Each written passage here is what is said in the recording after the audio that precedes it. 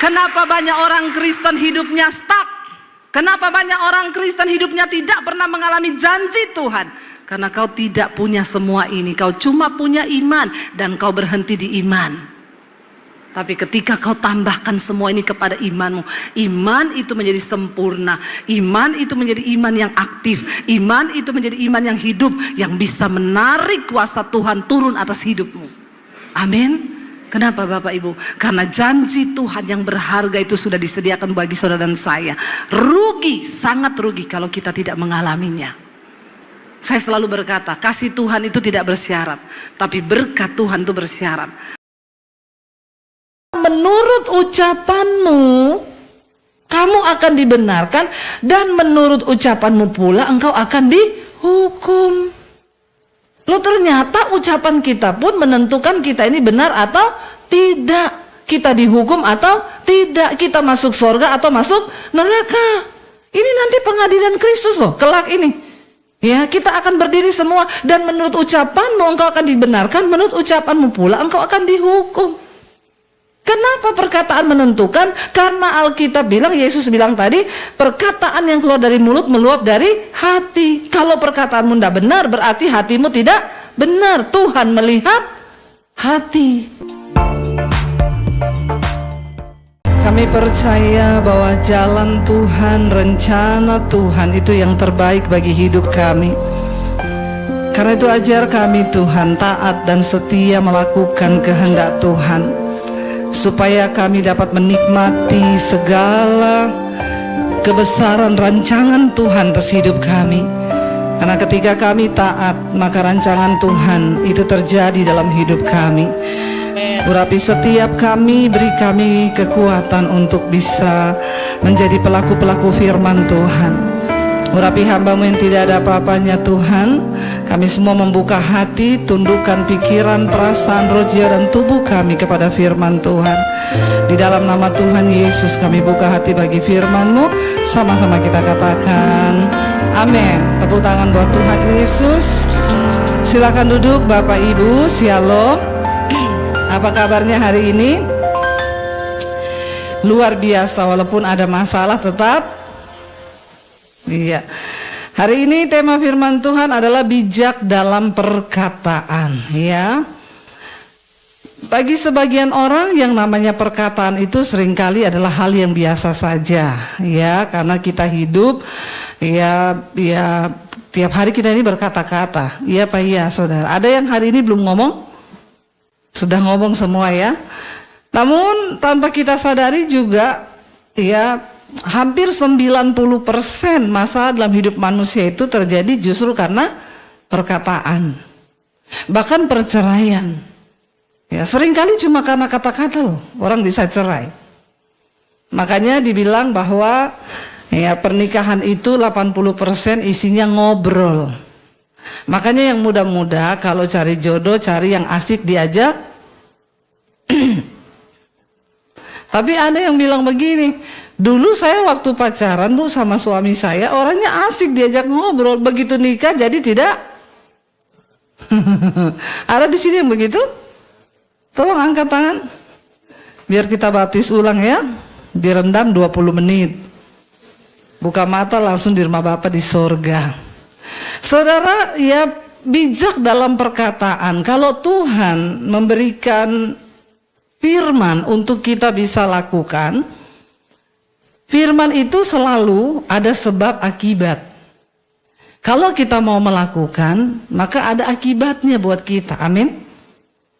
Kalau kita tidak melakukan juga ada akibatnya, karena firman sudah disampaikan. Nah, hari ini kita mau baca Kolose 4 ayat 6. Kolose 4 ayat 6, firman Tuhan berkata demikian. Kita baca sama-sama. Ya, 1, 2, 3. Hendaklah kata-katamu senantiasa penuh kasih, jangan hambar, sehingga kamu tahu bagaimana kamu harus memberi jawab kepada setiap orang.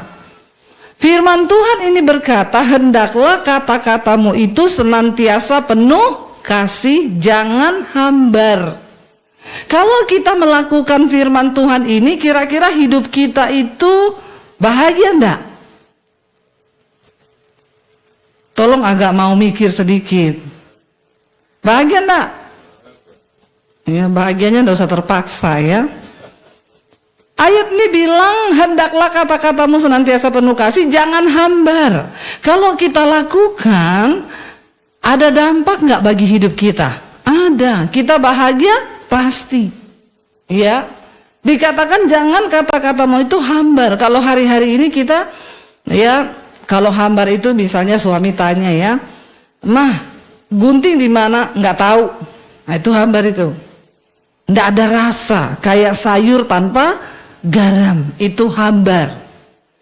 Sekarang ini Bu, jangankan hambar Bu, ya. Sekarang ini kata-katanya udah nggak hambar lagi, pahit, pahit, bukan hambar lagi, pahit. Suaminya tanya, mah kamu tahu nggak obat saya kemarin di mana? Nggak tahu. Mau lu mati, mau lu hidup, gua juga nggak peduli. Nah ini pahit ini, ya, udah bukan hambar lagi. Saudara, kalau kita lakukan firman Tuhan ini, pasti hidup kita bahagia. Bukan cuma di dunia, bukan cuma dalam keluarga, di tempat kita usaha, dalam keluarga, dalam segala hal itu pasti kita ini bahagia kalau mau melakukan.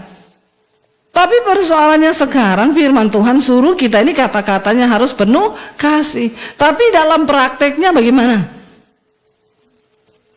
Ya, prakteknya gimana Bapak Ibu di rumah, suami istri?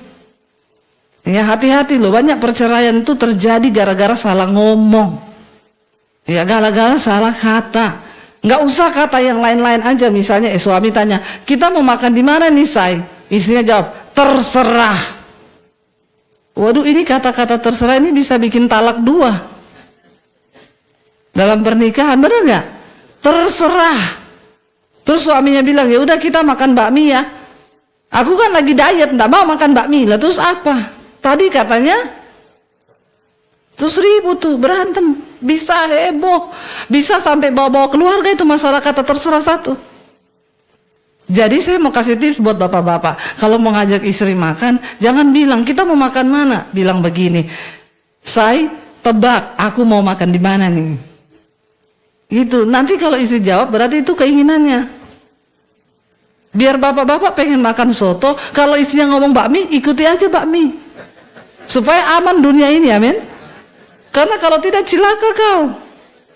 Ya, laki-laki ini memang di posisi yang serba salah. Ya, dia memuji istri, ya kamu hari ini cantik banget loh sayang.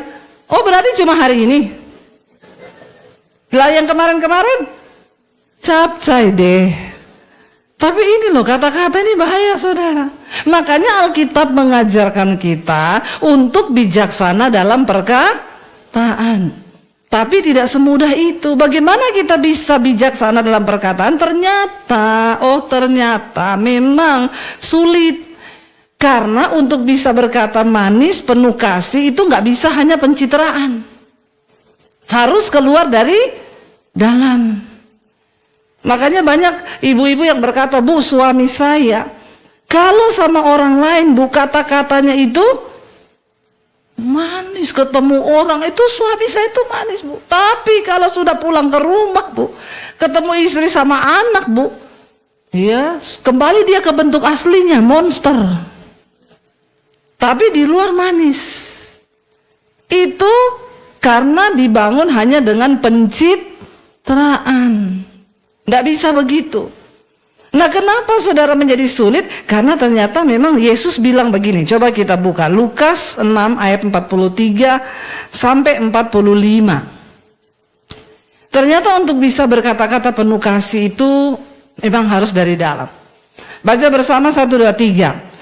Karena tidak ada pohon yang baik yang menghasilkan buah yang tidak baik, dan juga tidak ada pohon yang tidak baik yang menghasilkan buah yang baik.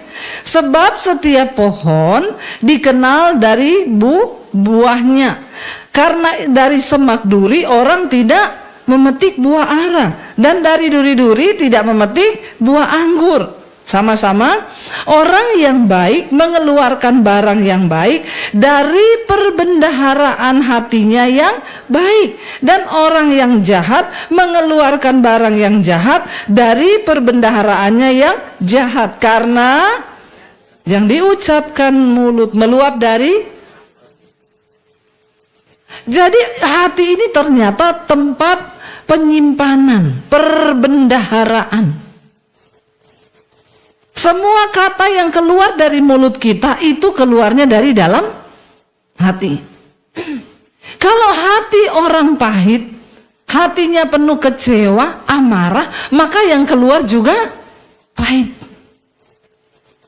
Tapi kalau orang hatinya baik, benar, dia hidup kudus, maka yang keluar dari mulutnya juga yang baik. Jadi ini memang nggak bisa dibuat-buat, ya, nggak bisa, saudara. Ternyata kita harus benar-benar dari dalam hati. Makanya Alkitab berkata Tuhan itu melihat hati. Ini yang ngomong Tuhan Yesus loh. Karena yang diucapkan mulut itu meluap dari hatinya. Hati ini tempat menyimpan perbendaharaan kata kita, semua perkataan kita. Saya itu ketemu dengan orang Kristen. Mereka bercanda, saudara. Bercanda itu terus yang satu tuh emosi. Dia ngatain temennya, ini sama-sama Kristen, ngatain temannya, "Ih, dasar lu ing."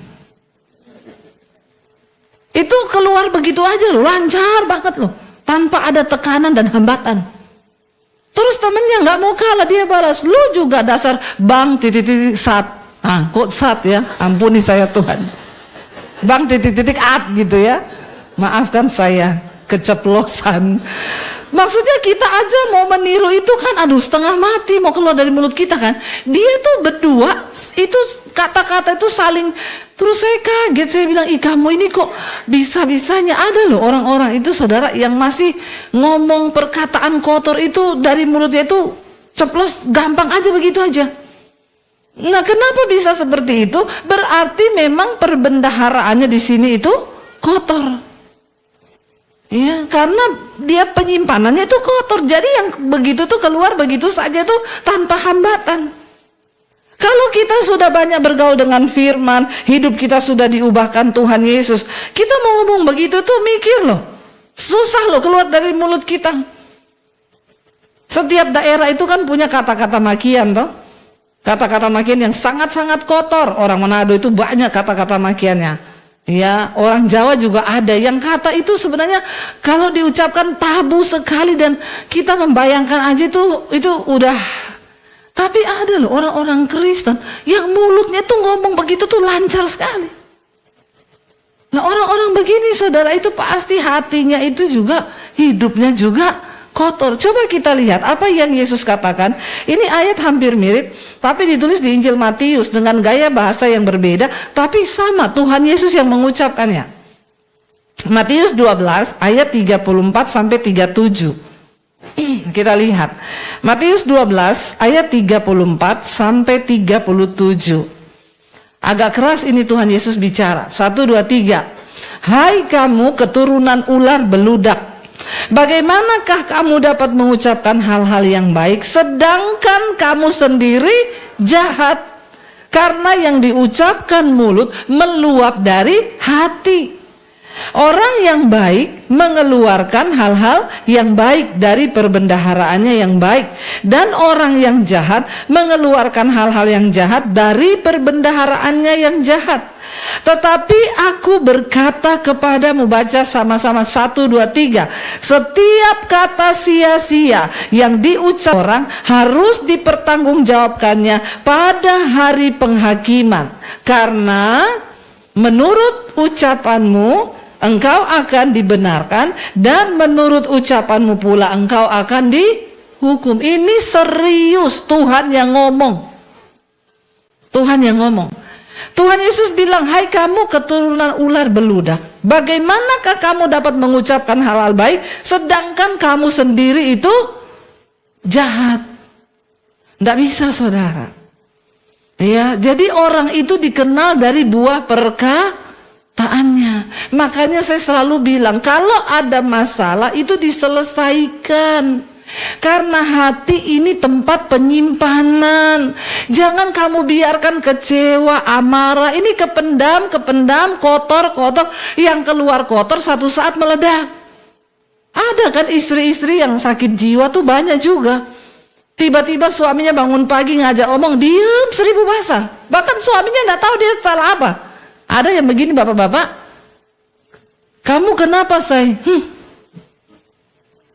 Seharian nggak ngomong, puasa ngomong, tapi kelakuannya marah. Ada juga bapak-bapak yang begitu. Bapak-bapak bencong kalau begitu tuh. Nggak omongan, seharian ditanya kenapa say? Ya, tahu sendiri. Kadang kan istrimu itu tidak punya ilmu kebatinan yang bisa mengerti bahasa batinmu. Tidak semua orang bisa tahu bahasa batinmu. Jadi kalau ada masalah lebih baik ngomong. Manusia itu punya emosi. Tapi kau jangan berharap orang lain tahu apa yang sedang di dalam hatimu. Tidak semua orang bisa tahu. Jadi kalau ada masalah lebih baik ngomong sebelum meledak. Kalau sudah meledak itu kata-katanya jadi kotor, jadi salah semuanya. Ada ganjelan sama suami, panggil dong 4 mata. Aku mau ngomong ya sama kamu. Aku tuh gak suka loh kalau kamu gini. Saya tuh kok ada ganjelan. Kita selesaikan ya, kita rubah yang perlu dirubah. Iya yus, kita berdoa yuk. Itu kan selesai. Kalau memang mau dewasa. Tapi kalau orang gak dewasa itu diem. Ya ada suami istri ngomong sama saya, suaminya, saya ini berumah tangga 20 tahun Bu Debi, kita nggak pernah berantem. Luar biasa ya. Iya, karena kita nggak pernah ngomong. Makanya nggak pernah berantem karena nggak pernah ngomong. Puasa ngomong, saking sudah pahit dua-dua, jadi udah nggak mau ngomong. Ya tapi kan kalau begitu juga sakit jiwa. Jangan biarkan amarahmu terbenam. Amarahmu itu tidak padam sampai matahari itu terbenam. Sebelum matahari terbenam, padamkanlah amarahmu. Itu penting untuk jiwamu. Karena banyak orang Kristen itu sakit jiwa. Tiba-tiba diam 1000 bahasa. Siapa yang tahu hatimu? Ya kau rugi sendiri. Saya dulu punya teman begitu saudara. Ya bangun pagi nggak ada apa-apa diam. Saya tanyakan, saya salah apa ya? Nggak tahu. Itu bisa diam 3 hari begitu. Ya, lama-lama juga saya sakit jiwa kalau tinggal sama ini orang terus. Tapi orang-orang kayak begitu nggak akan berubah hidupnya, nasibnya nggak akan berubah. Ya, karena apa? Dengan diri sendiri aja dia nggak bisa selesai. Ayo saudara, mari kita selesaikan karena Tuhan bilang yang keluar dari mulut itu meluap dari dalam hati. Ini perbendaharaan. Semua tersimpan di hati. Makanya perlu kita nih kalau punya gudang nggak pernah kita bersihin, yang datang apa? Tikus, kecoa, atau semua yang kotor ada di situ. Yang tadinya kita mau jadikan tuh tempat penyimpanan bersih, layak, jadi nggak bersih karena sudah jadi sarang tikus, sarang kecoa karena tidak pernah dibersihkan. Demikian hatimu. Hati ini tempat penyimpanan, perbendaharaan, perkataan itu keluar dari dalam sini saudara. Ya, bagaimana kalau kita nggak menjaga kebersihan dari hidup kita? Dan Yesus berkata begini, setiap kata sia-sia yang diucapkan orang itu akan dipertanggungjawabkan pada hari penghakiman. Kelak semua kita ini akan berhadapan dengan yang namanya penghakiman Kristus. Kita semua akan berdiri satu persatu. Dan ternyata di situ kita bukan hanya mempertanggungjawabkan perbuatan kita, bukan cuma yang berzina, yang selingkuh, yang nyuri duit orang, nggak bayar utang. Ternyata bukan cuma itu. Tapi kita semua juga akan dihakimi karena perkataan kita. Yesus berkata, setiap kata sia-sia yang diucapkan orang akan dipertanggungjawabkan pada hari penghakiman kelak. Jadi mending kalau tidak perlu ngomong, tidak usah ngomong. Ya, anak muda sekarang tuh banyak nambah-nambahin kata-kata. Ketemu teman juga, hei apa kabar lu, anjir? Apa ini anjir ini kah? Kalau nggak perlu nggak usah disebut-sebut itu kata sia-sia. Ya, sumpah. Alkitab bilang jangan bersumpah. Anak muda sekarang kalau ngomong sumpah, cuma mau ngomong, ya lu kok nggak datang tadi kita kumpul-kumpul. Aduh, aku tuh sibuk banget, sumpah. Nggak penting sumpahmu itu. Daripada kau bersumpah sia-sia malah jadi tanggungan dosa, mending tidak usah ngomong. Ya, ini saudara, ayat ini bilang kita akan berdiri karena menurut ucapanmu kamu akan dibenarkan, dan menurut ucapanmu pula engkau akan dihukum. Loh, ternyata ucapan kita pun menentukan kita ini benar atau tidak, kita dihukum atau tidak, kita masuk surga atau masuk neraka. Ini nanti pengadilan Kristus loh, kelak ini. Ya, kita akan berdiri semua, dan menurut ucapanmu engkau akan dibenarkan, menurut ucapanmu pula engkau akan dihukum. Kenapa perkataan menentukan? Karena Alkitab bilang, Yesus bilang tadi, perkataan yang keluar dari mulut meluap dari hati. Kalau perkataanmu tidak benar, berarti hatimu tidak benar. Tuhan melihat hati. Jadi memang itu nggak bisa dibuat-buat. Kita berdoa hari-hari ini supaya hidup kita, perkataan kita ini saudara, menjadi perkataan yang membangun. Orang ada salah, panggillah baik-baik, daripada kita maki-maki dia, kebun binatang. Pegawaimu salah, panggil, omong baik-baik, daripada kita maki dia, sebut semua binatang keluar dari mulut. Itu mendatangkan kutuk loh. Perkataan kita itu seperti benih. Yesus berkata sama murid-muridnya begini ketika mereka akan diutus. Yesus bilang, kalau kamu masuk ke satu kota, kamu ketemu orang, atau kamu masuk ke satu rumah, ucapkanlah berkat bagi rumah itu atau bagi orang itu. Kalau orang itu layak menerima berkatmu, maka orang itu akan diberkati oleh perkataan berkatmu. Tapi kalau orang itu tidak layak diberkati, maka salam berkat itu akan kembali kepadamu. Sebaliknya, kalau engkau mengutuki orang itu tidak layak dikutuk, maka kutuk itu akan berbalik pada kita sendiri. Karena perkataan itu seperti benih yang akan satu saat kita tuai saudara. Makanya hati-hati. Ayo perkatakan yang baik. Ya, jangan bilang memang nasibku ini sial kok. Ya kayaknya begini. Cabut itu. Perkatakan yang baik dalam hidup kita. Nah, bagaimana caranya supaya kita ini bisa melakukan? Buka Kolose 3 ayat yang ke-16 saudara. Sebelumnya maaf, kita baca dulu Yakobus 3 ayat 9 sampai 12. Yakobus 3 ayat 9 sampai 12. Karena banyak sekali ayat tentang perkataan yang seringkali terlewatkan oleh orang Kristen nih. Yuk baca bersama 1 2 3. Dengan lidah kita memuji Tuhan Bapa kita, dan dengan lidah kita mengutuk manusia yang diciptakan dengan rupa Allah. Dari mulut yang satu keluar berkat dan kutuk. Hal ini saudara-saudaraku tidak boleh demikian terjadi. Itu tidak bisa kita di gereja memuji Tuhan, menyembah Tuhan Allah Bapa kita, pulang di rumah kita kutuki orang. Dari mulut yang sama keluar berkat dan juga keluar kutuk. Itu tidak boleh demikian terjadi. Ayat berikutnya berkata, baca, adakah sumber memancarkan air tawar dan air pahit dari mata air yang sama? Saudara-saudaraku, adakah pohon ara dapat menghasilkan buah zaitun, dan adakah pokok anggur dapat menghasilkan buah ara? Demikian juga mata air asin tidak dapat mengeluarkan air tawar. Kalau tawar ya tawar, nggak bisa bercampur. Ini adalah gambaran hati. Sekali lagi, di dalam Yakobus sama dengan Matius tadi, menggambarkan tentang sebuah pohon. Perkataan itu buah saudara. Jadi kita mengerti sekarang kalau hati kita tidak beres, ya kita nggak mungkin bisa melakukan itu. Kita lihat Kolose 3 ayat 16 sampai 17. Bagaimana cara supaya hati kita bersih, perkataan kita baik? Kita baca bersama 1 2 3.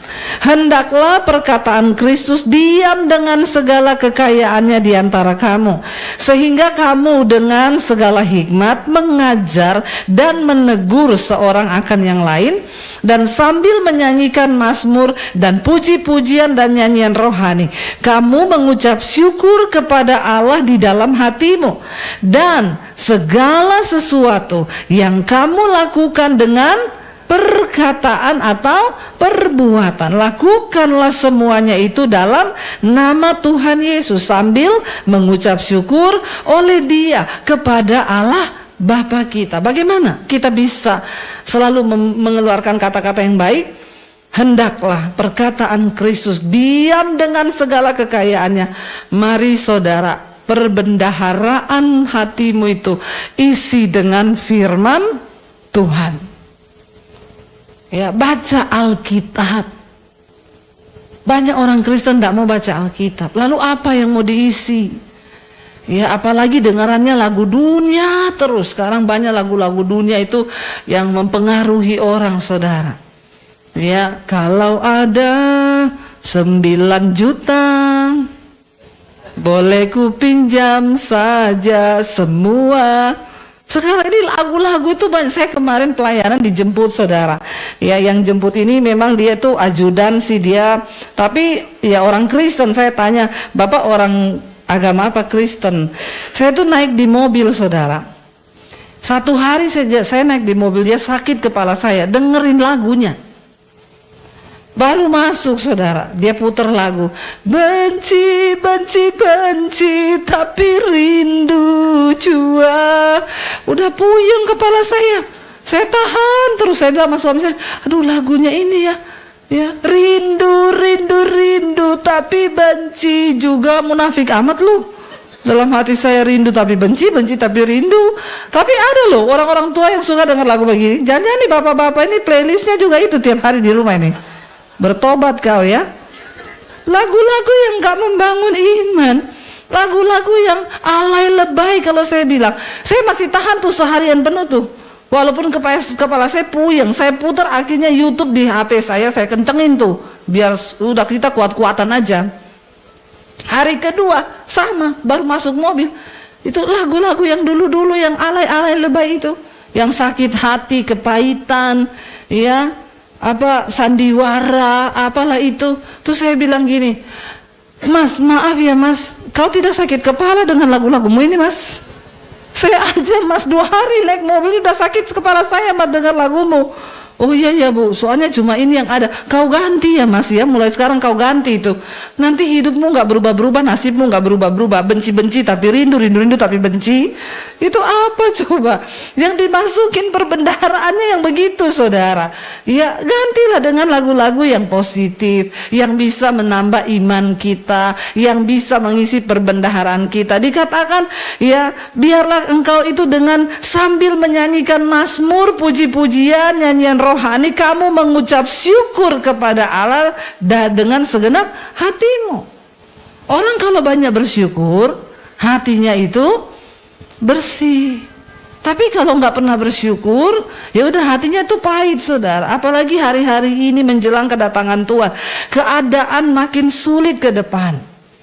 Kita nggak bisa bertahan dengan kekuatan kita. Hanya orang-orang yang hidup dalam perkenanan Tuhan yang akan mengalami keluputan. Salah satu perkenanan Tuhan bisa turun dalam hidup kita waktu kita ini menjaga perkataan kita. Dan dikatakan dan segala sesuatu yang kamu perbuat, yang kamu lakukan dengan perkataan ataupun perbuatan, lakukanlah semuanya itu dalam nama Tuhan Yesus. Kalau ketemu bersaksi, saudara, cerita tentang kebaikan Tuhan. Di komunitasmu cerita tentang kebaikan Tuhan. Ya, cerita tentang aduh saya tuh Tuhan tuh baik loh, Tuhan tuh ajaib. Jadi iman kita tuh bertumbuh.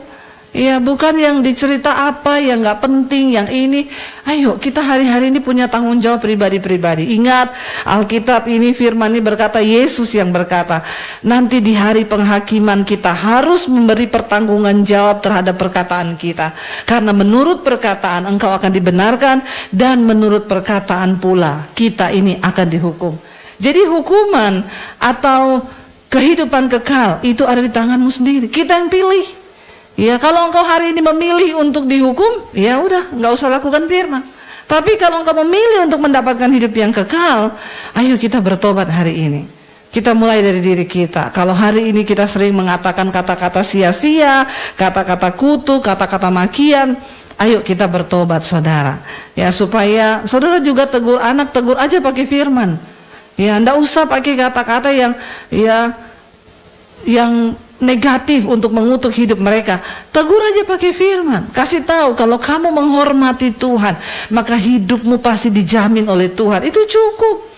Karena firman Tuhan itu berkuasa. Waktu kita ucapkan, Alkitab bilang firman itu berkuasa untuk melakukan apa yang disuruhkan kepadanya. Orang yang mendengarkan firman itu akan menerima berkat Tuhan. Tapi saya percaya kita semua yang hadir hari ini, kita pengen menjadi orang yang terpanggil dan terpilih. Ya, saya juga tidak mau cuma jadi orang yang terpanggil tapi tidak terpilih, ya.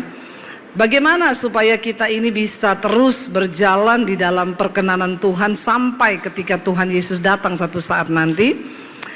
Kita hanya bukan sekedar beriman, tapi ada hal yang harus kita lakukan. Keselamatan sudah kita terima gratis, tapi untuk mencapainya ada tindakan dari kita. Tidak bisa hanya berdiam saja dan kan sudah gratis ya, terima keselamatan, makanya kan ya sudahlah saya diam-diam aja pasti juga selamat.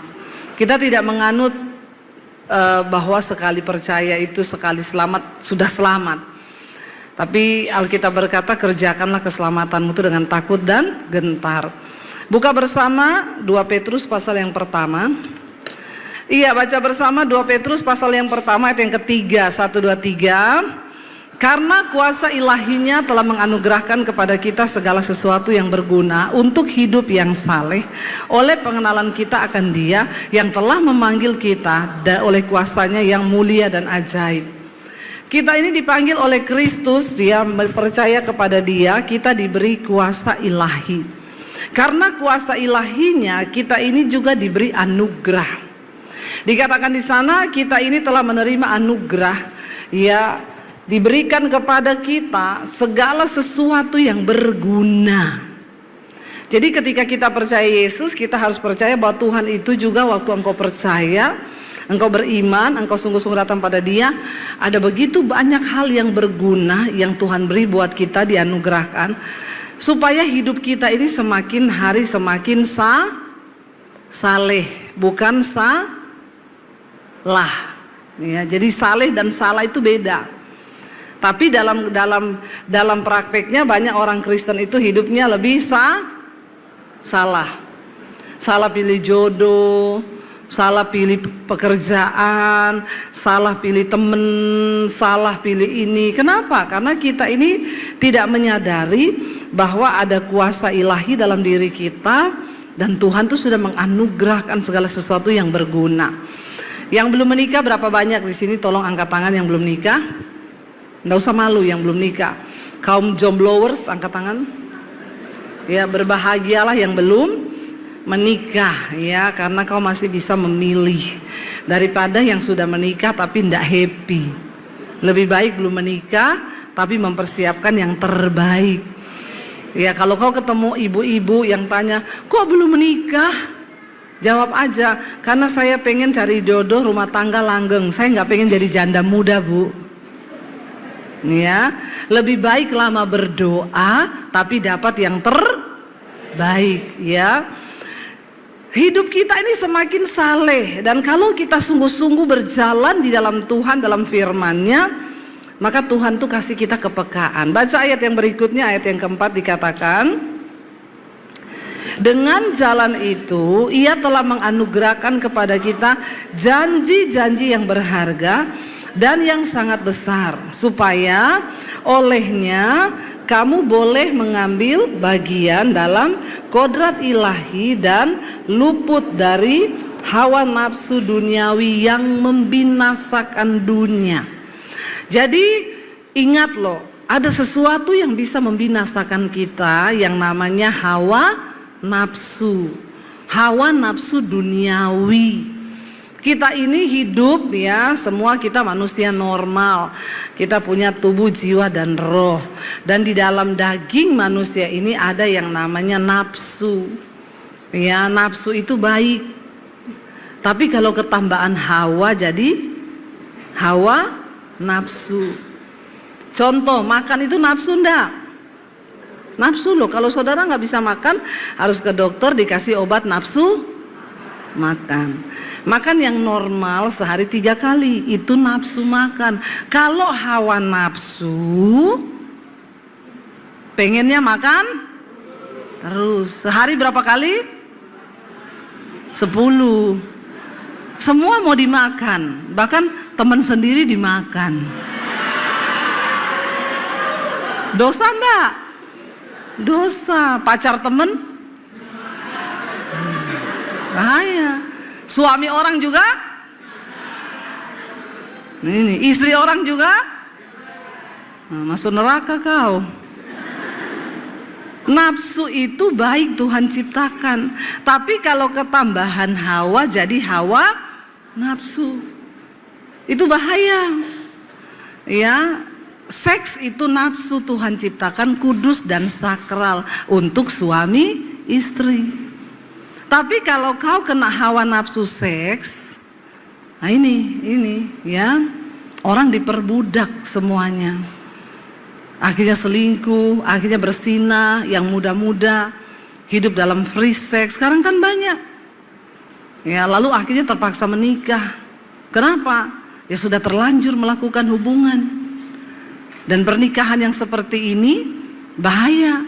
Ya, makanya hati-hati. Tuhan itu memberikan kita hikmat. Janji-janjinya berharga, termasuk janji hidup di dalam penyertaan dan kemuliaan Tuhan. Tapi itu semua berlaku kalau kita melakukan bagian kita, berjalan di dalam jalannya Tuhan. Tapi kalau kau mau bikin jalan sendiri, ya silakan. Ya, sayang Bapak Ibu, kita ini diberi, ya, dianugerahkan janji yang sangat besar dan sangat berharga. Ayo kita raih janji-janji Tuhan itu. Hidup ini tidak lama loh. Alkitab berkata 70 tahun itu paling lama. Kalau nyampe, siapa yang umur 70 di sini angkat tangan? Yo, ada loh 1, 2, 3, 4 nih anugerah ya. Saya kalau lihat orang umur 70 itu saya angkat topi loh. Kenapa? Karena kita belum tentu sampai. Benar nggak? Banyak yang tidak sampai. Apalagi generasi sekarang ini masih umur 21 udah kena stroke. Banyak. Kenapa? Karena kebiasaan hidupmu begadang, toh? Terus kau minum minuman yang ya berwarna terus, minum yang manis-manis, semua kau minum, apalagi minuman sekarang. Hidup ini nggak lama saudara. Alkitab bilang 70 kalau nyampe. Jadi kalau saya bicara tentang umur mati, Bapak Ibu, anak-anak muda, jangan kau lirik yang rambut putih. Ya, kau lirik terus kau bilang ini, kayaknya sebentar lagi nih di absen. Mati itu tidak masalah umur. Ya, sekarang banyak umur-umur ya 20 udah gagal ginjal. Anak SD sekarang gagal ginjal banyak. Kenapa? Karena hidupnya tidak sehat. Mati hidup di tangan Tuhan, tapi kesehatan itu kan di tangan kita ya. Kita kan mau hidup sampai tua tapi sehat toh. Ngapain sampai tua tapi sakit-sakitan karena salah makan, salah ini. Jadi kalau kita bicara tentang hidup ya, bagi saya tuh 70 tuh enggak lama loh. Tanya sama Oma yang 70. Oma tiba-tiba enggak rasa sudah di 70 ya Oma ya? Iya toh? Tiba-tiba sudah 70 juga saya. Iya, kalau umurnya 70 berarti kan tinggal 20 tahun lagi. Iya, itu jangan pikir itu sesuatu yang cepat, itu yang lama itu cepat loh. Iya, makanya yang muda-muda jangan kau sia-siakan umur. Ya, karena ada satu hal yang tidak pernah kau tarik kembali, yaitu waktu yang kau buang. Setiap detik itu berharga di mata Tuhan. Kalau kita mau hidup bagi kehendak Tuhan. Kita ini diberikan janji yang berharga, tapi banyak orang tidak memperoleh itu. Janji Tuhan itu seberharga apa? Lebih berharga daripada emas murni. Untuk bisa memperoleh janji yang berharga itu, kamu harus, ayat yang kelima baca.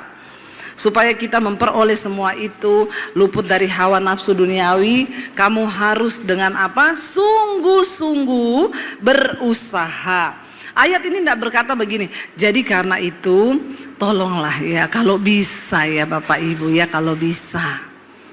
Tidak begitu. Ayat ini berkata, kamu harus dengan apa? Sungguh-sungguh Kalau kata-kata sungguh-sungguh berusaha itu berarti serius enggak? Serius. Ayo. Karena iman tanpa perbuatan, iman yang mati. Kalau imanmu mati, kau tidak akan pernah bisa meraih janji Tuhan. Kalau imanmu mati dan tidak aktif, engkau tidak akan pernah bisa mengalami janji Tuhan yang hebat, yang luar biasa, yang dahsyat itu. Ayo hidupkan imanmu. Bagaimana caranya?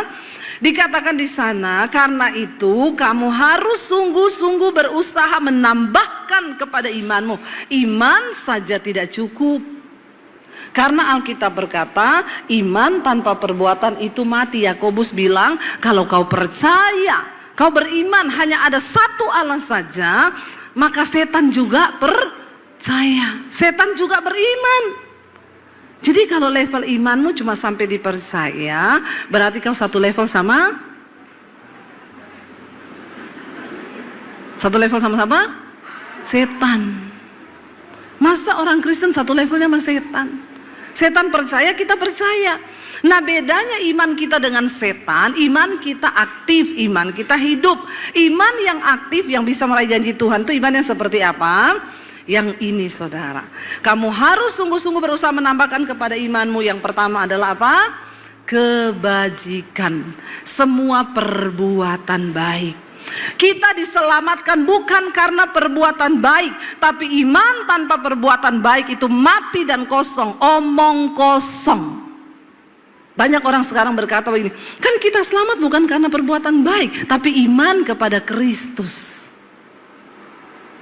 Iman itu harus ditambahkan. Apa yang harus ditambahkan kepada iman? Walaupun kau percaya kepada Yesus, tapi kalau kau tidak punya yang namanya perbuatan baik, kebajikan, yaitu perbuatan baik yang kau lakukan untuk Tuhan, maka ya percuma.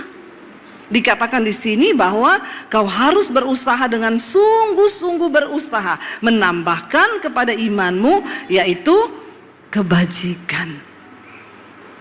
Ya. Ayo punyalah perbuatan baik. Jangan sampai saudara, saya itu sering dengar orang bilang, itu toh bu, ya itu Kristen bu, tapi utang ndak bayar. Ada di sini? Kalau mau utang itu manis sekali. Saya itu takut kalau baca WA yang terlalu manis. Hai sis cantik. Bahaya ini, apalagi orang itu lama gak ada hubungan sama kita. Masih ingat aku enggak? Saya langsung balas, kebetulan saya lagi amnesia. Jadi enggak ingat sapa-sapa. Karena waktu kau balas, oh iya ingat, ya, lalu dia mulai, boleh enggak, ya, pinjem? Kalau 100 masih mending, ya. Aku nih lagi kepepet, butuh 10 juta. Biar tali silaturahmi tetap terjalin, saya bilang putuskan saja hari ini. Itu lebih baik. Ya. Karena sekarang banyak orang kalau utang mulutnya manis, tapi giliran ditagih, kau yang jadi jelek. Ya. Orang itu gitu, kalau ditagih ngomongnya gini, sebenarnya kan biar saya nggak pulangi, dia kaya kok. Ada ya orang begitu kaya nagih utang suruh balikin. Begini enggak? Dan kebanyakan orang Kristen. Orang Kristen begitu. Yang ngomong anak Tuhan begitu. Yang bahasa rohnya kencang begitu banyak. Di gereja pinter. Kalau nyanyi pinter. Ya.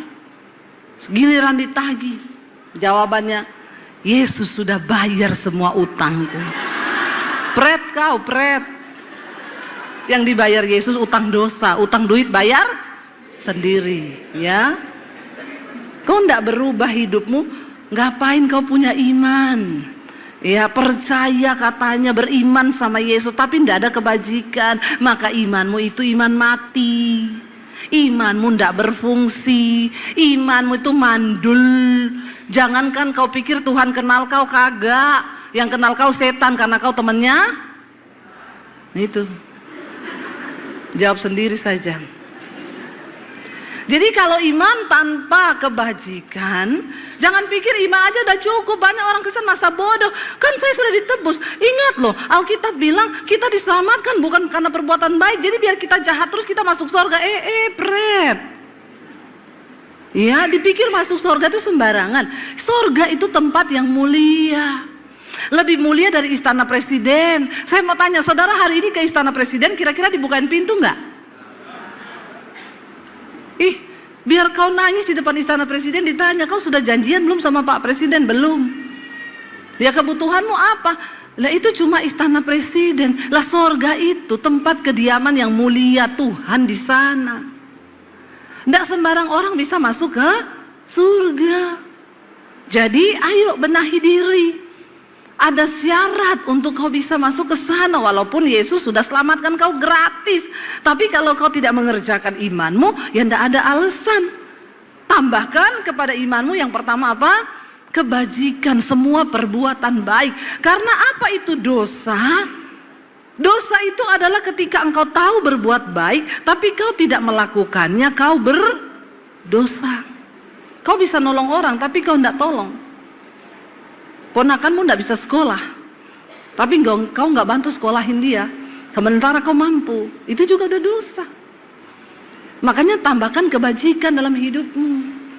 Lalu dikatakan setelah kau tambahkan kebajikan kepada imanmu, di sana dikatakan baca ayat yang tadi sambungannya, dan kepada kebajikan tambahkan apa? Pengetahuan. Multimedia tolong tayangkan ayatnya. Ya, dan tambahkan kepada kebajikan itu pengetahuan. Orang Kristen sekarang banyak minim pengetahuan. Pengetahuan sekuler dia tahu semua, karena tiap hari di handphone. Tapi pengetahuan firman dia tidak tahu. Padahal ilmu tertinggi dari kehidupan ini adalah firman Tuhan. Kenapa Bapak Ibu? Saya tuh selalu menyuruh jemaat tuh baca Alkitab. Tolong yang handphonenya tidak ada aplikasi Alkitab, tolong di-download aplikasi Alkitab. Taruh di handphone supaya kau di WC baca Alkitab, di kamar baca Alkitab, dimanapun kau baca Alkitab. Kau baca Alkitab itu bukan untuk kebaikannya pendeta, untuk kebaikanmu sendiri. Karena Alkitab ini, firman Tuhan ini adalah manual book kehidupan, buku petunjuk kehidupan. Saudara beli sesuatu, saudara dapat manual book kan? Beli mesin cuci ada manual booknya. Caranya pencet tombol ini untuk menghidupkan mesin. Tombol ini isi air. Tombol ini untuk mengeringkan. Mau mengeringkan yang langsung kering ada, yang setengah kering ada. Ini dipencet, pencet ini. Lah kok ada orang hidup nggak baca buku manual kehidupan tuh kan? Makanya hidupmu penuh dengan tragedi, bencana, malapetaka, karena kau tidak pernah baca petunjuk kehidupan. Bolak-balik konseling terus sama pendeta, konseling terus. Nah kalau baru sekali tidak apa-apa, konselingnya berkali-kali lagi. Saya tuh males ya kalau ada yang konseling. Iya Bu, saya mau konseling. Suami saya tuh begini Bu, dia tuh selingkuh, dia tuh pelit, dia tuh begini. Ya Bu, doakan ya Bu, sambil ibu terus juga berubah. Jawabannya apa? Ibu enak, cuma bilang doakan. Ibu ndak tahu suami saya, ibu ndak pernah rasa. Saya bilang, saya ndak mau rasa suamimu. Kenapa kau suruh saya rasa suamimu? Siapa yang pilih itu dulu? Emang saya yang suruh kau pilih suamimu? Kau pilih sendiri toh? Lah kok sekarang ibu sih ndak rasa suamiku. Lah saya punya suami sendiri. Kenapa kau suruh rasa suamimu kepada saya? Ya, aneh-aneh orang Kristen ini.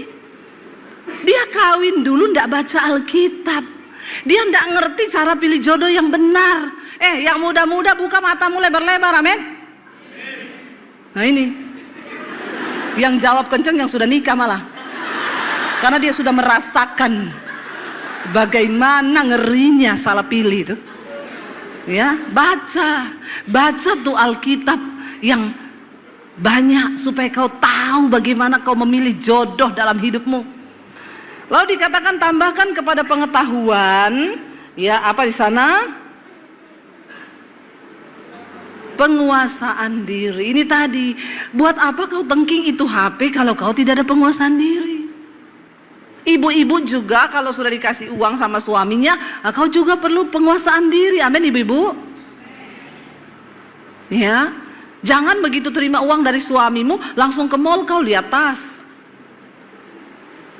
Terus kau bilang dalam hatimu, kesusahan sehari cukup untuk sehari. Besok ada kesusahannya sendiri. Itu kau mencobai Tuhan. Ya, jangan pakai firman itu untuk hal yang salah. Harus bijaksana sebagai ibu untuk mengatur keuangan. Jadilah istri yang dapat dipercaya. Kalau kau bisa dipercaya, pasti suamimu tidak pelit. Amin bapak-bapak. Ini bapak-bapak ada atau tidak? Tidak ada amin dari tadi, diam-diam terus nih bapak-bapak. Saya sudah membela kau loh ini. Saya juga khotbahkan tentang ibu-ibu ini, supaya saya nggak diserang. Karena ada bapak-bapak yang bilang, ibu itu selalu kalau khotbah nyerangnya bapak-bapak. Kenapa ibu-ibu nggak pernah diserang? Lah ini saya serang pak. Ya, bagian saya menyerang ibu-ibu. Kau harus bijaksana mengatur keuangan ibu-ibu supaya suamimu itu tidak berkekurangan. Karena Amsal 31 berkata, istri yang cakap itu mahkota suaminya. Suaminya tidak pernah kekurangan keuntungan karena ada istri yang takut akan Tuhan. Ya, tapi kalau ibu-ibu juga tukang utang bahaya. Ada utang harian sekarang kan? Tukang panci, ibu 1.000 satu hari, 1.000 satu hari, 1.000 satu hari. Dia jual panci, bayarnya 1.000 per hari. Cuma 1.000 ya, iya ambil. Nanti lewat spray 5.000 per hari, spray. Cuma 5.000 ambil. Lewat daster 5.000 per hari, cuma 5.000 ambil. Numpuk bapak ibu. Jadi satu hari 100.000. Lah kalau nggak dibayar, numpuk terus. Banyak pertengkaran terjadi karena utang, karena masalah uang dalam keluarga. Makanya kita harus bijaksana, tambahkan penguasaan diri. Iman tanpa penguasaan diri itu mati. Lalu kepada penguasaan diri dikatakan apa? Tambahkan ketekunan. Ayo tekun cari Tuhan. Ayo tekun berdoa. Ayo tekun mengasihi. Ayo tekun baca Alkitab. Karena semuanya tanpa ketekunan itu juga mati. Lalu kepada ketekunan dikatakan, tambahkan kesalehan. Apa itu kesalehan? Apakah bedanya dengan kebaikan? Kebaikan itu yang orang lain bisa lihat. Kesalehan itu tidak ada yang bisa lihat, cuma kita dengan Tuhan. Amin. Kita dengan Tuhan saja. Ayo tambahkan kepada imanmu kebajikan, pengetahuan, penguasaan diri, ketekunan, kesalehan. Jangan berbuat kebaikan hanya karena dilihat orang, tapi lakukan segala sesuatu itu untuk Tuhan. Walaupun kau lagi jengkel sama suamimu, tetap layani dia, siapin sarapan, potongin dia buah, bikinin dia kopi. Ya bu, saya tambah sianida sedikit. Jangan, mati dia nanti mati. Ya. Jangan bapak ibu. Ya, tetap doakan suamimu. Ada ibu-ibu, suami saya itu selingkuh terus bu, doakan bu. Iya, memang saya doakan sekarang bu tiap hari. Ibu doakan apa? Tuhan cabut nyawanya. Aduh. Nah, ya, jadi hati-hati bapak-bapak ya. Jangan juga kau jahat sama istrimu. Jadi bapak ibu, ayo tambahkan kesalehan, dan kepada kesalehan dikatakan tambahkan kasih pada saudara-saudara, dan kepada kasih saudara-saudara kasih akan semua orang. Kenapa kita harus tambahkan itu kepada iman kita? Karena saudara, ayat yang ke-8 berkata, baca bersama dengan suara yang keras.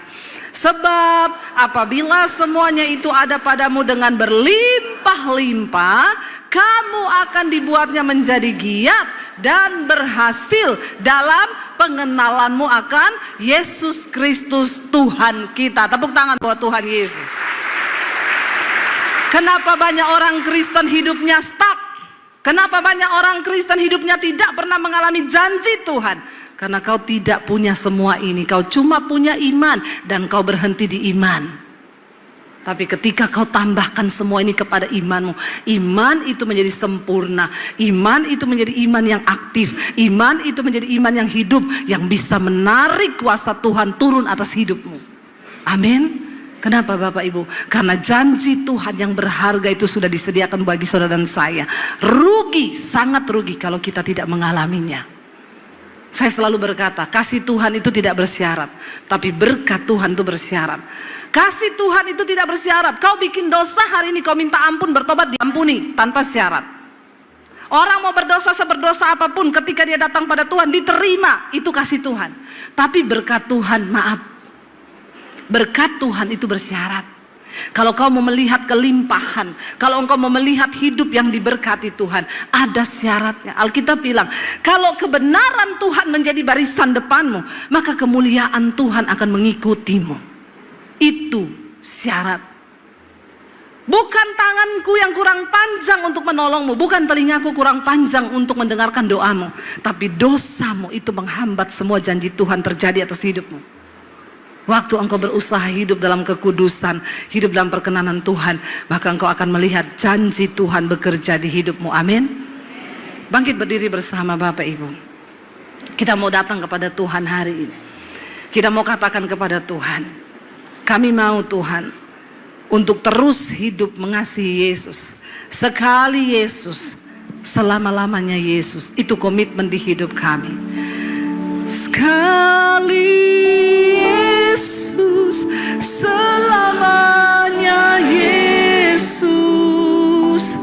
Harapanku takkan hilang. Amin. Karena kasih-Nya sekarang ku ada. Oh Yesusku, ku cinta Kau sekali Yesus. Yesus, selamanya Yesus. Harapanku takkan hilang karena kasih-Mu Tuhan. Sekarang ku ada. Oh Yesusku, ku cinta Kau selamanya. Lebih lagi, sekali Yesus, selamanya Yesus. Harapanku takkan hilang karena kasih-Nya sekarang ku ada.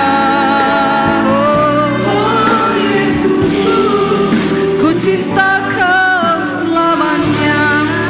Mari tutup mata dalam hadirat Tuhan. Katakan, Tuhan, sekali kami memilih Engkau, kami mau berkomitmen untuk hidup menggenapi setiap rencana Tuhan hidup kami. Bagian kami menerima keselamatan itu dengan iman dan menambahkan kepada iman kami kebaikan, pengetahuan, ketekunan, penguasaan diri, kasih kepada saudara-saudara, bahkan kasih kepada semua orang. Mampukan kami Tuhan untuk terus memperbaiki hidup kami menjadi hidup yang berkenan kepada Tuhan. Ada begitu banyak janji Tuhan yang berharga yang sudah dilepaskan atas hidup kami, dan kami tidak mau janji itu tidak tergenapi dalam hidup kami karena dosa, karena kesalahan yang kami tidak mengerti. Berikan pengetahuan firman Tuhan kepada kami Bapa, roh yang mencintai firman-Mu, agar kami hidup dituntun oleh kebenaran firman itu. Hamba berdoa Tuhan, masa depan yang penuh harapan Engkau sediakan bagi anak-anak-Mu. Apapun yang menjadi pergumulan mereka hari ini, Tuhan, Engkau menjadi jawaban, agar hidup kami boleh menjadi suratan Kristus yang terbuka bagi semua orang. Lewat hidup kami, orang boleh melihat bahwa Tuhan yang kami sembah, Tuhan yang ajaib, Tuhan yang dahsyat, Tuhan yang luar biasa. Terus tuntun hidup kami Tuhan. Dan apapun keadaan di hidup kami memilih hari ini untuk berkata, sekali Yesus, selama-lamanya kami tetap pilih untuk menyenangkan hati Yesus. Mari kita buka hati dan tangan kita untuk menerima berkat Tuhan. Diberkatilah engkau dalam kehidupanmu, diberkati keluargamu, rumah tangga, pernikahanmu, diberkati anak cucumu, diberkati pekerjaanmu, diberkati kesehatanmu, diberkati keuanganmu. Tuhan mencukupkan semua yang kau butuhkan, bahkan hidupmu menjadi berkat bagi banyak orang. Terimalah kiranya berkat dari Allah Bapa, cinta kasih Tuhan Yesus Kristus, penyertaan manis Allah Roh Kudus menyertai hidupmu mulai dari hari ini bahkan sampai kali yang kedua Tuhan Yesus datang menjemput kita semua. Namamu tercatat di dalam kitab kehidupan. Dalam nama Yesus yang percaya diberkati Tuhan, mari katakan bersama, amin, amin, amin.